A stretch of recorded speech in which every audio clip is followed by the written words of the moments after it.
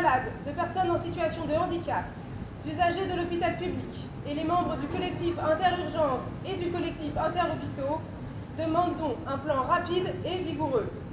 La réévaluation du budget de l'hôpital doit permettre de parvenir à la moyenne européenne avec des mesures concernant les filières de soins, l'augmentation du nombre de lits correspondant aux besoins de chaque service, avec une attention particulière pour l'aval des urgences, pour les accueillir.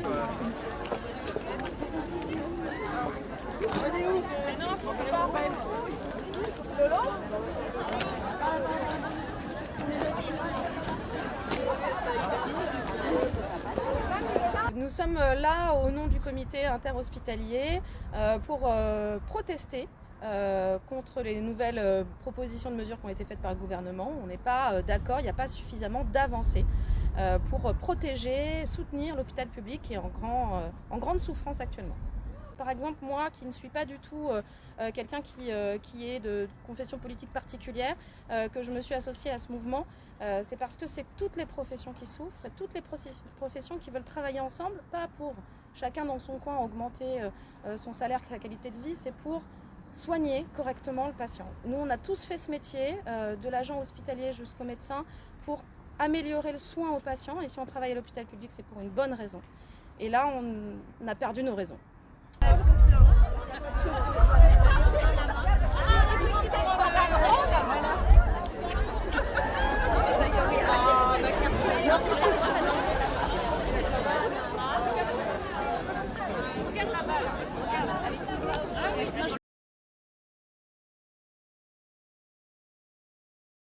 C'est aussi un hôpital qui avait une capacité d'accueil du bassin de population qui était tout à fait adaptée et qui est de moins en moins adaptée, avec un nombre de passages aux urgences qui augmente tous les ans et un nombre de lits d'aval qui ne correspond absolument pas à une possibilité d'accueil de la population. Donc peut-être que sur les tableaux de chiffres, ça fonctionne, ou en tout cas ça a fonctionné, mais pour le quotidien des soignants et le quotidien des malades, ça ne fonctionne pas du tout.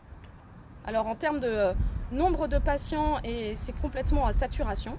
On a au niveau du passage des urgences un nombre chaque année qui augmente. On est à plus de 70 000 passages par an actuellement, avec un nombre important de patients qu'on ne peut pas accueillir dans les services parce qu'on n'a pas le nombre de lits nécessaires. Donc oui, on est à saturation.